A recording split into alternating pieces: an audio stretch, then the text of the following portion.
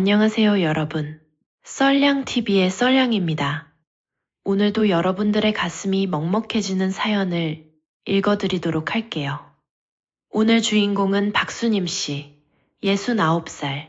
2년 전 하나밖에 없는 딸을 먼저 하늘로 보냈어요. 말기암이었습니다. 딸을 떠나보내고 뒤늦게 충격적인 사실을 알게 됐어요. 천사 같던 딸이 살아있는 동안 사위로부터 상상도 못할 배신을 당하고 있었던 겁니다. 말기암으로 오늘 내일 하는 딸을 두고 사위가 바람을 피우고 있었어요. 그것도 자기 병원 간호사랑. 저는 그 사실을 알고 피가 거꾸로 솟았습니다. 그래서 딸을 대신해 복수를 시작했어요. 지금부터 그 사연 속의 진실을 썰량과 함께 확인하시죠. 지금 시작합니다. 세상에서 제일 무서운 게 뭔지 아세요? 죽음이요. 근데요, 저한테는 그게 아니었어요. 죽음보다 더 무서운 게 있었어요. 자식이 나보다 먼저 가는 것. 그게 진짜 무서운 거더라고요. 저는 그걸 직접 겪었습니다. 제 이름은 박수님이에요. 지금은 69이고. 딸이 떠난 건 지금으로부터 2년 전이었습니다. 딸 이름은 지혜였어요.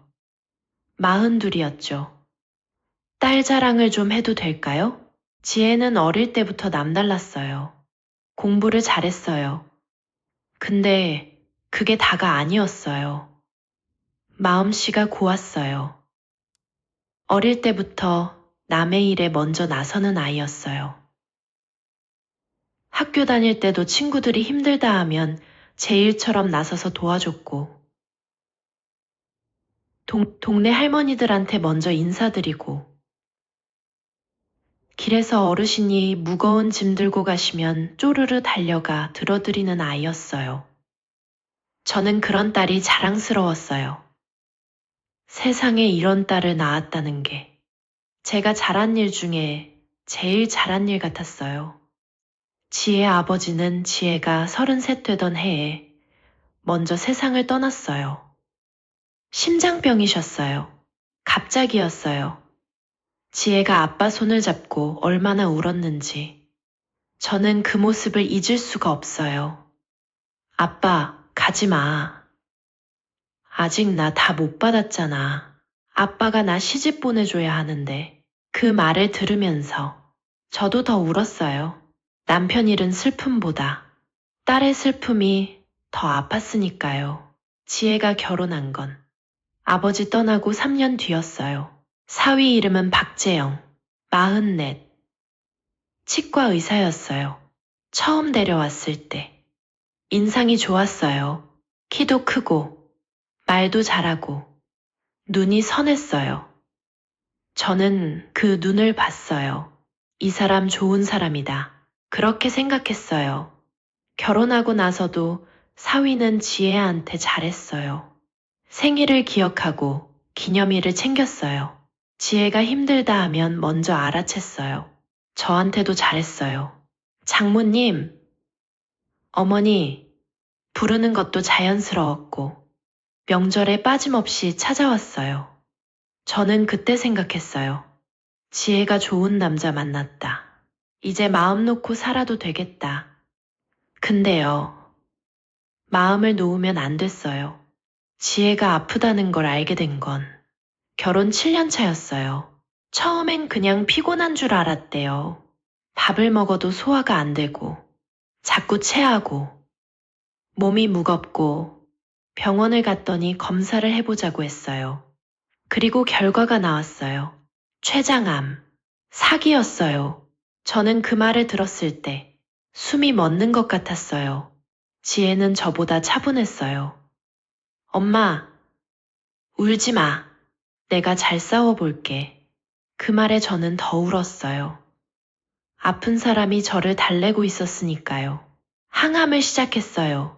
지혜는 힘들다는 말을 잘 안 했어요. 머리카락이 빠지는데도, 밥을 못 먹는데도, 몸이 퉁퉁 붓는데도 괜찮아. 이 정도는 별것 아니야. 그러면서 웃었어요. 저는 그 웃음이 너무 아팠어요. 사위는 그때도 지혜 곁에 있었어요. 병원 검진 때마다 같이 갔어요.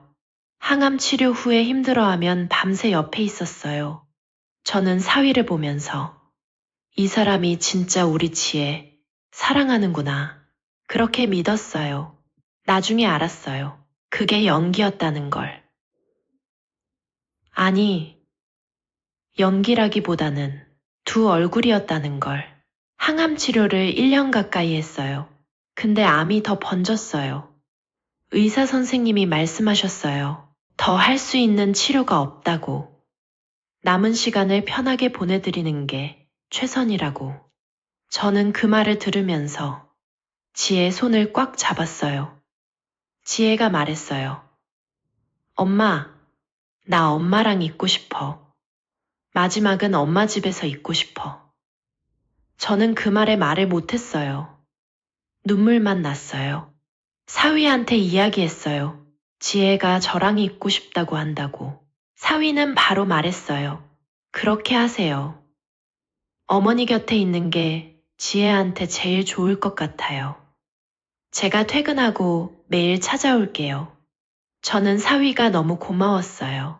자기 옆에 있어 달라고 할 수도 있었는데 지혜의 마음을 먼저 배려해 준 거잖아요. 참 좋은 사람이다. 그렇게 생각했어요. 지혜는 제 집에 왔어요. 처음 한 달은 그래도 움직일 수 있었어요. 같이 밥도 먹고, 같이 TV도 보고, 마당에 나가서 햇볕도 쬐고, 지혜가 어릴 때 좋아하던 노래를 같이 불렀어요. 옛날 얘기를 했어요. 엄마, 나 어릴 때 엄마가 해준 미역국이 제일 맛있었어. 나 다음 생에도 엄마 딸로 태어날 거야. 그 말을 들을 때마다 저는 웃으면서 울었어요. 2달이 지나면서 지혜가 많이 약해졌어요. 일어나는 것도 힘들어졌어요. 밥을 거의 못 먹었어요. 저는 지혜 옆에서 손을 잡고 있었어요. 지혜가 말했어요. 엄마, 많이 무서워. 저는 말했어요. 엄마 여기 있어. 아무 데도 안 가. 지혜가 말했어요. 엄마가 있으니까 괜찮아. 그리고 눈을 감았어요. 지혜가 떠난 건 그로부터 3주 뒤였어요. 새벽이었어요. 저는 옆에 있었어요. 지혜 손을 잡고 있었어요. 숨이 점점 고르게 됐어요. 그리고 멈췄어요. 저는 그 순간을 말로 할 수 없어요. 그냥 제 삶의 절반이 사라진 것 같았어요. 장례를 치렀어요. 사위가 많이 울었어요. 당신 없이 내가 어떻게 살아.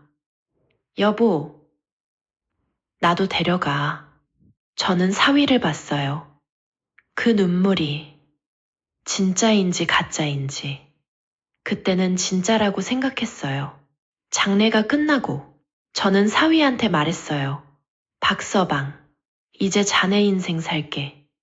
우리 지혜는 잘 보냈으니까 앞으로는 나한테 연락하지도 말고 찾아오지도 말고 자네 앞길 찾아가게. 사위가 울면서 말했어요. 어머니, 그게 무슨 말씀이에요? 저는 어머니 챙겨드려야 해요. 저는 고개를 저었어요. 박서방, 우리 지혜가 자네를 사랑했어. 그러니까 자네도 행복하게 살아야 해. 그게 우리 지혜 원하는 거야. 그 뒤로 저는 사위와 연락을 끊었어요. 먼저 정리한 거였어요. 혼자 남겨진 사람, 앞길이 창창한 사람, 그 사람 붙잡는 게 옳은 일이 아니라고 생각했으니까요. 지혜가 떠난 지 2년이 됐어요. 그 2년 동안 저는 조용히 살았어요. 처음엔 아무것도 못했어요. 밥도 잘 못 먹었어요. 잠도 잘 못 잤어요. 지혜 방에 들어가지도 못했어요. 그러다 조금씩, 천천히 일상이 돌아오기 시작했어요. 어느 가을이었어요. 마당에 바람이 불어서 나가보니 옆집 할머니가 배추를 손질하고 계셨어요. 저도 모르게 도와드렸어요. 그러다 생각이 났어요. 김장. 지혜가 제 김장김치를 너무 좋아했어요. 저는 엄마 김치가 세상에서 제일 맛있어. 라고 했던 아이였어요. 근데 그 생각을 하다가 또 다른 사람이 떠올랐어요. 사위였어요. 사위도 제 김장김치를 좋아했거든요. 장모님 김치는 왜 이렇게 맛있는 거예요? 그러면서 한 포기를 다 먹던 사람이었어요. 저는 그날 오랜만에 크게 김장을 했어요. 그리고 생각했어요. 한 통만 갖다 줘야겠다. 잘 살고 있는지 확인도 할 겸. 아직도 우리 지혜 못 잊고 혼자 사는 거라면 제가 다시 한번 말해줄 겸. 그래서 저는 김치 한 통을 싸들고 사위 집으로 향했습니다. 사위는 지혜랑 살던 집에 여전히 살고 있었어요. 아파트였어요. 저는 엘리베이터를 탔어요. 얼마나 긴장이 됐는지 몰라요. 2년 만에 보는 거니까요. 잘 살고 있을까? 너무 힘들진 않을까? 그런 생각을 하면서 사위 집 앞에 섰어요. 인터폰을 눌렀어요. 그런데 남자 목소리가 아니었어요. 여자 목소리였어요. 누구세요? 저는 순간 잘못 눌렀나 싶었어요. 죄송한데요. 여기 박재영 씨 집 아닌가요? 맞는데요. 잠시만요. 그리고 문이 열렸어요. 저보다 한참 어린 여자였어요. 30이나 됐을까요? 저를 보더니 말했어요. 어머, 할머니 누구세요? 저희 남편을 찾으시는 거예요. 저는 그 말을 들으면서 머릿속이 하얘지는 것 같았어요. 남편, 저희 남편. 그 순간 사위가 나왔어요. 저를 보더니 얼굴이 굳었어요. 어머님, 어떻게 여기를? 저는 사위를 봤어요. 그 여자를 봤어요. 박서방, 나는 자네가 좋아하는 김치 갖다 주러 왔는데 이게 어떻게 된 거야? 사위가 말을 못했어요.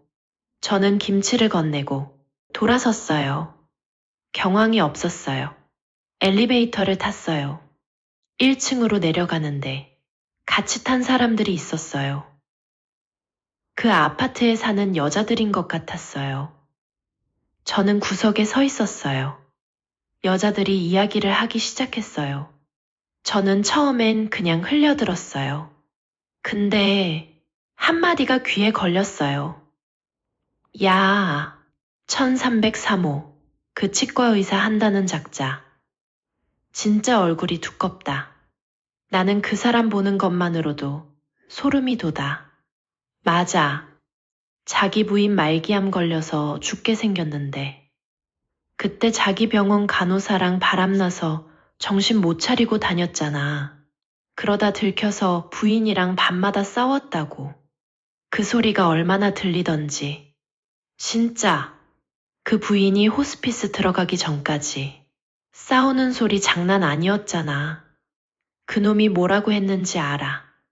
어차피 죽을 사람인데 미리 다음 사람 알아보면 뭐 어때? 이런 말을 했대. 세상에. 어떻게 자기 부인 죽어가는 앞에서 그 소리를. 그래놓고 지금 당당하게 그 아파트에서 살고 있다니까. 저는 숨이 막혔어요. 손이 떨렸어요. 다리에 힘이 풀렸어요. 1층에 도착했을 때 저는 엘리베이터에서 나오지 못할 뻔했어요. 문이 닫히려고 하는 걸 겨우 잡고 나왔어요. 로비 의자에 앉았어요. 한동안 아무 생각도 안 났어요. 그냥 멍했어요. 1303호, 사위 집 호수예요. 그 치과 의사, 사위였어요. 말기암 걸려 죽어가는 부인. 제 딸 지혜였고요. 저는 그 자리에서 주저앉을 뻔했어요. 가슴이 뭔가 꽉 막히는 것 같았어요. 숨을 못 쉴 것 같았어요. 어떻게 택시를 타고 집에 왔어요. 집에 오자마자 지혜 방에 들어갔어요. 2년 동안 못 들어간 방이었어요. 지혜 사진이 있었어요. 웃고 있는 사진이었어요. 저는 그 사진 앞에서 무너졌어요. 엄마가 몰랐어. 우리 지혜 가슴속 타는 것도 모르고 엄마가 아무것도 몰랐어. 손이 떨렸어요. 무릎이 떨렸어요. 온몸이 떨렸어요. 아이고, 내가 미친년이지. 아픈 내 새끼 가슴속 타는 것도 모르고 내가 그동안 아무것도 모르고 살았네. 불쌍한 내 딸. 억울하게 그런 고통을 혼자 감당하고 갔을 줄 알았으면 엄마가 더 잘해줬을 텐데, 엄마가 더 많이 안아줬을 텐데, 저는 그날 지혜 사진 앞에서 한참을 울었어요. 눈물을 닦았어요. 그리고 생각했어요. 이대로 끝낼 수 없다. 우리 지혜, 그 고통을 혼자 감당하고 떠났는데, 내가 모른 척하면 안 된다. 그런데 그때 지혜 핸드폰이 눈에 들어왔어요. 저는 지혜가 보고 싶을 때마다 지혜 핸드폰을 꺼내봤어요. 사진이며 메모며 들여다보면서 지혜 숨결을 느꼈거든요. 근데 그날 처음으로 보이는 게 있었어요. 보안 폴더였어요. 예전엔 그냥 지나쳤는데 그날은 눌러봤어요. 비밀번호 입력창이 떴어요. 지혜 생일을 눌렀어요. 틀렸어요. 결혼기념일을 눌렀어요. 틀렸어요. 아버지 기일을 눌렀어요. 틀렸어요. 그러다 생각이 났어요. 제 생일. 저는 제 생일 숫자를 눌렀어요. 열렸어요. 폴더 안에 파일들이 있었어요. 사진 파일, 녹음 파일, 메모 파일. 저는 사진부터 열었어요. 사위가 나오는 사진이었어요. 모르는 여자랑, 식당에서, 카페에서, 차 안에서. 저는 그 사진들을 봤어요. 손이 떨렸어요. 그리고 녹음 파일을 눌렀어요. 지혜 목소리가 들렸어요. 그리고 사위 목소리가 들렸어요. 어떻게 날 두고 그럴 수가 있어. 내가 이렇게 버젓이 살아있는데. 어떻게 날 두고 그 어린 병원 간호사랑 바람을 피울 수 있냐고. 왜긴 사랑해서 그랬다. 뭐 어쩔래. 뭐라고. 유부남이. 그것도 아파서 다 죽어가는 마누라 앞에서. 넌 그게 할 소리냐. 그래서 이제 와서 나보고 어쩌라고. 사람 감정이 어디 마음대로 돼. 그리고 어차피 당신 그 죽을 사람 아니야. 떠날 사람은 떠날 사람이고 산 사람만이라도 살아야지 않겠냐고. 당신 죽고 만나나 미리 만나나 무슨 차이가 나. 그래서 내가 지금 죽었니? 나 아직 살아있고. 그러면 사람이 지킬 도리라는 게 있는 거야. 바람 피운 놈이 뭘 잘했다고 뻔뻔하게 큰 소리야. 그러더니 사위 목소리가 들렸어요.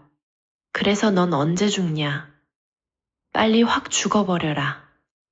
나도 내가 하고 싶은 대로 자유롭게 살게. 저는 핸드폰을 떨어뜨렸어요. 손에 힘이 없었어요. 온몸이 굳는 것 같았어요. 빨리 죽어버려라. 그 말이 귀에서 떠나지 않았어요. 말기암으로 죽어가는 딸한테. 그 말을 했어요. 제 딸한테. 저는 한참을 그 자리에 있었어요. 그리고 천천히 핸드폰을 다시 들었어요. 남은 녹음 파일을 들어야 했어요. 마지막 녹음 파일이 있었어요. 날짜가 지혜가 떠나기 보름 전이었어요.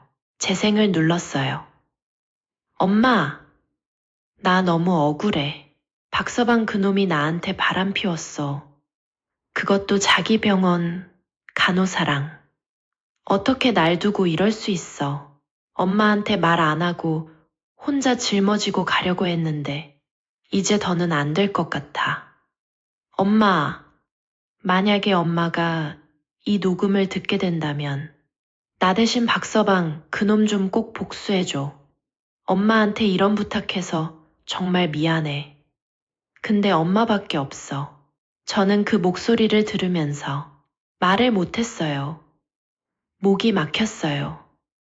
지혜야, 왜 말을 안 했어? 엄마한테 왜 말을 안 했어? 한참을 울었어요.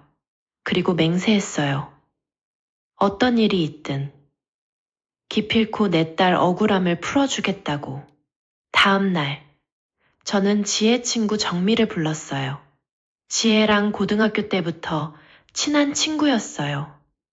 정미야, 우리 지혜 일 알고 있었지? 정미가 고개를 떨궜어요. 죄송해요, 아줌마. 지혜가 너무 간절하게 부탁했어요. 엄마한테 말하지 말라고. 엄마가 가뜩이나 힘드신데 이런 일까지 신경 쓰게 하고 싶지 않다고. 자기 하나만 참으면 된다고. 저는 눈물이 났어요. 그 속에서 저를 걱정하고 있었다니. 그런데 정미가 말을 이었어요. 아줌마, 사실 더 있어요. 저는 봤어요. 사위 박재영 씨. 그냥 바람만 피운 게 아니에요. 어느 날 지혜가 사위를 따졌대요. 정미가 같이 있었대요. 그랬더니 사위가 뭐라고 했는지 알아요. 어차피 죽을 사람인데 미리 사람 좀 만나는 게 뭐 어때? 지혜 죽으면 자기도 같이 살 사람.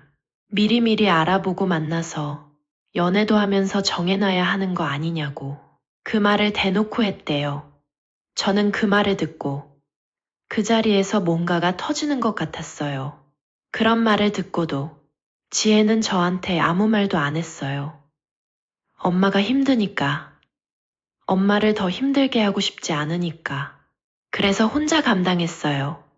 저는 집으로 돌아오면서 생각했어요. 복수. 어떻게 해야 제대로 복수가 되는지. 사위놈이 지금 살고 있는 아파트. 사위놈 치과가 있는 건물. 그게 전부 제 거예요. 남편이 세상을 떠나면서 제 이름으로 남겨준 재산이었어요. 지혜랑 사위가 결혼하고 사위가 저한테 너무 잘하는 것 같았어요. 그래서 그냥 아파트는 보증금 없이 살게 해줬어요.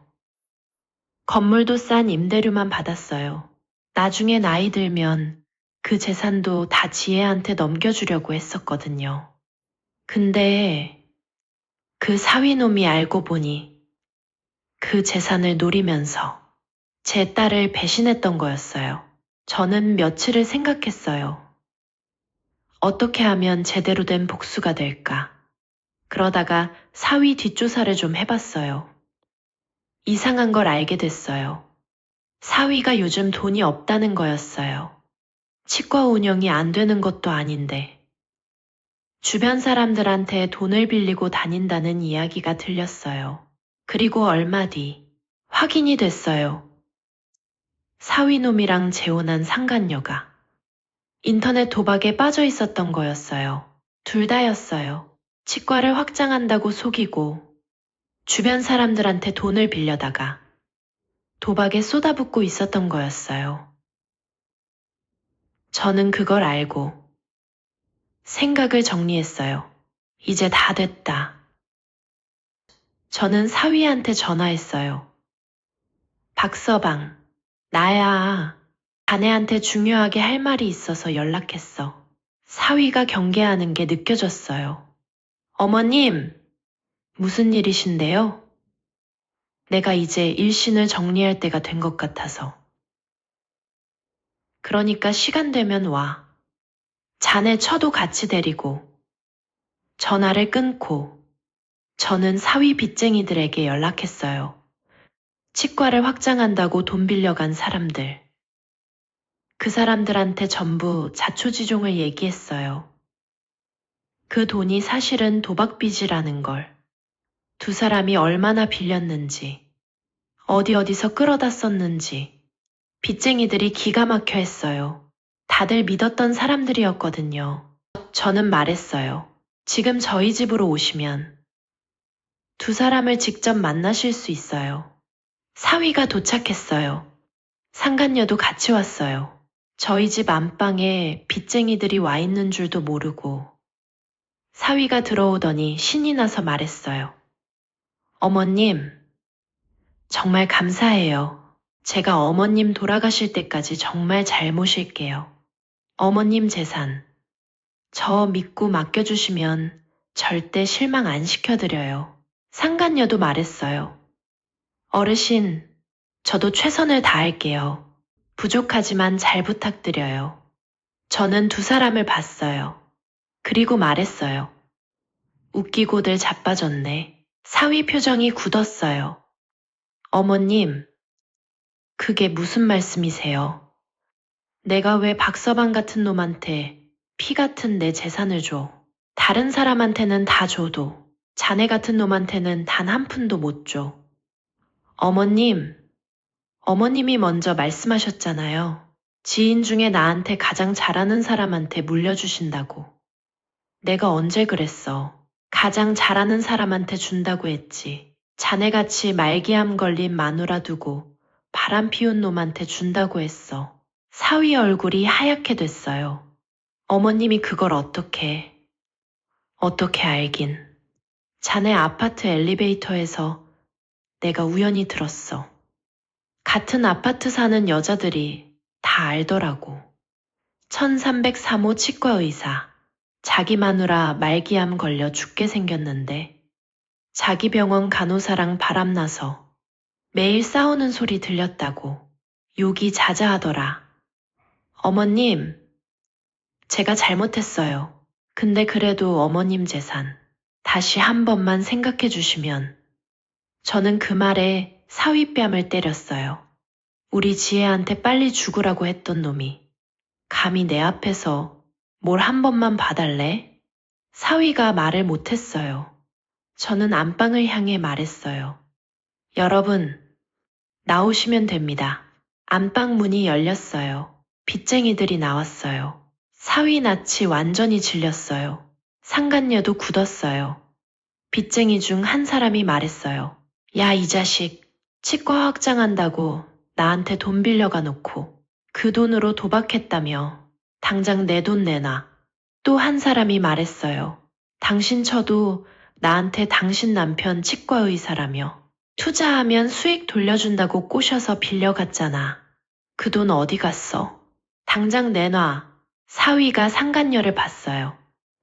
야, 당신이 저 사람들한테 내 이름 팔고 다닌 거야.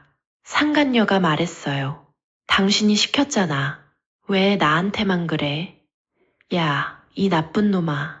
그래도 그렇지 어떻게 날 팔아먹어? 누가 누굴 팔아먹었어? 당신이 날 팔아먹은 거잖아. 그러면서 서로 멱살을 잡으려 했어요. 저는 말했어요. 당장 그만두지 못해. 싸우려거든. 경찰서 가서 싸워. 빚쟁이 중 한 사람이 말했어요. 맞아요. 이런 사기꾼들. 경찰서 가야죠. 치과 확장한다고 속여서 돈 빌려간 거. 사기죄예요. 사위가 무릎을 꿇었어요. 제발요. 한 번만요. 제가 다 갚을게요. 제가 정말 잘못했어요. 저는 말했어요. 우리 지혜가 자네한테 한 말 기억해. 자기가 저승 가서도 두고두고 자네가 한 짓 갚아줄 거라고. 그 말 내가 대신 갚아주는 거야. 그리고 저는 지혜 핸드폰을 꺼냈어요. 지혜랑 사위의 녹음 파일을 틀었어요. 빨리 확 죽어버려라. 나도 내가 하고 싶은 대로 자유롭게 살게. 그 목소리가 방 안에 울렸어요. 빚쟁이들이 굳었어요. 상간녀도 굳었어요. 사위는 고개를 떨궜어요. 저는 말했어요. 이 사람들한테 진 빚, 사기죄로 신고될 거야. 그리고 자네가 살고 있는 아파트, 자네 치과 있는 건물, 전부 내 거야. 당장 나가. 그날 두 사람은 경찰서로 갔어요. 사기죄였어요. 여러 사람한테 치과 확장을 핑계로 돈을 빌려다 불법 도박에 쓴 거였으니까요. 사위 아파트는 되돌려 받았어요. 사위 치과도 건물에서 나가게 했어요. 복수를 하고 났는데 후련하기도 했어요. 근데요, 마음 한켠이 여전히 무거웠어요. 지혜가 편히 눈을 감았을까? 그 생각이 계속 들었거든요. 그러다가 다시 지혜 핸드폰을 들었어요. 보안 폴더 안에 제가 못 봤던 파일이 하나 더 있었어요. 날짜가 지혜가 떠나기 사흘 전이었어요. 재생을 눌렀어요. 엄마, 나야. 지혜. 아마 이게 엄마한테 남기는 마지막 메시지가 될 것 같아. 엄마가 만약 내가 남긴 음성을 듣고 있다면 박서방 일도 나한테 무슨 일이 있었는지도 전부 알게 됐겠지. 엄마, 정말 미안해. 자식이 돼서 엄마보다 오래 살면서 좋은 모습만 보여줬어야 했는데 내가 그러지를 못했어.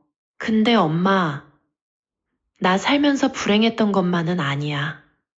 엄마 딸로 태어나서 정말 행복했어. 박서방 그 사람이 날 배신한 게 너무 화나고 억울해서 용서가 안 됐었는데 마지막이 다가오니까 그런 나쁜 감정에 얽매여 있으면 안 되겠더라. 그보다는 엄마랑 남은 시간을 의미 있고 행복하게 보내는 게 더 중요하다는 생각이 들었어. 그렇다고 박서방 그놈을 용서한 건 아니지만 내가 아니더라도 언젠가 다른 일로 꼭 벌을 받게 될 거란 생각이 들어. 그러니까 엄마, 박서방 일로 너무 속상해하지 마. 나, 마지막에는 엄마가 내 곁에 있어서 행복하게 떠났다는 것만 알아줘. 세상에서 제일 사랑하는 우리 엄마. 다음 생이 있다면 그때도 나 엄마 딸로 태어나고 싶어. 그래서 그때는 우리 같이 오래오래 행복하게 살자. 내가 건강하게 오래 살아서 엄마한테 효도하면서 살게. 하늘에서 아빠랑 만나서 엄마 기다리고 있을 테니까 우리 나중에 만나. 엄마, 언제나 고맙고 사랑해. 저는 핸드폰을 내려놓았어요. 오래 울었어요. 지혜야, 엄마도 사랑해. 이 세상에서 네가 있어서 엄마는 행복했어. 저는 그날 이후 제대로 살아야겠다는 생각을 했어요. 남은 삶을 잘 살아야겠다고. 그래야 나중에 지혜 만났을 때 엄마 잘 살고 왔다고 말할 수 있을 테니까요. 그래서 재산 일부를 정리했어요. 혼자 사는 어르신들을 돕는 단체에 기부했어요. 앞으로는 나누면서 살려고 해요.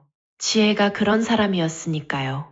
남의 일에 먼저 나서는 마음씨 고운 사람. 그 딸을 닮아서 엄마도 그렇게 살고 싶어요. 여러분, 오늘 사연 어떠셨나요? 저는 수님 씨 사연을 정리하면서 한 가지가 계속 마음에 남았어요.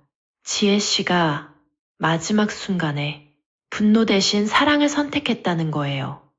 억울하고 화가 났을 텐데 엄마랑 남은 시간이 더 소중하다고 생각했어요. 그 선택이 얼마나 대단한 건지 저는 생각할수록 가슴이 먹먹해져요. 우리는 살면서 배신을 당할 수 있어요. 믿었던 사람한테, 사랑했던 사람한테. 근데요, 그 배신이 우리 전부를 가져가지는 못해요. 우리한테 남은 것들, 소중한 사람, 따뜻한 기억, 함께한 시간.